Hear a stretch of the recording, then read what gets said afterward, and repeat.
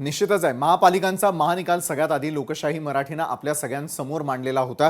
खरं तर लागवी आज दिवसभरातला आढावा आपण आपल्या प्रेक्षकांना सांगणं अतिशय महत्त्वाचं आहे. सकाळी 5 वाजल्यापासून आमची टीम ही सातत्यानं फील्डवरती होती. कॅमेरा समोर असलेले किंवा कॅमेऱ्याच्या मागे काम करणारी टीमनं देखील तितकाच मोठा विजयाचा जल्लोष साजरा केलेला होता.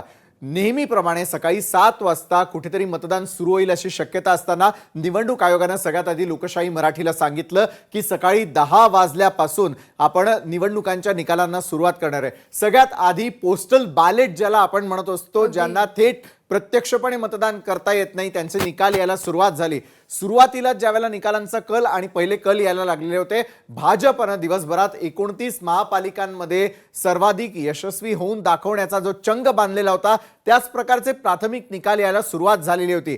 सगळ्यात लक्षवेधी ठरलेली होती ती मुंबई महापालिकेची निवडणूक. कारण मुंबई महापालिकेमध्ये महायुती विरुद्ध ठाकरे बंधू अशा प्रकारचं संपूर्ण चित्र होतं. मात्र भाजपनं त्या ठिकाणी देखील मुसंडी मारलेली आहे आणि अभूतपूर्व यश यावेळेला रवींद्र चव्हाण असतील, देवेंद्र फडणवीस असतील यांच्या मार्गदर्शनाखाली आणि अमित साटम खरं तर मुंबईसाठी विजयी ठरलेले होते. या सगळ्यांच्या मार्गदर्शनानं 29 महापालिकांमध्ये भाजपचाच दणका सगळ्यांना ऐकायला आणि पाहायला देखील मिळालेला होता.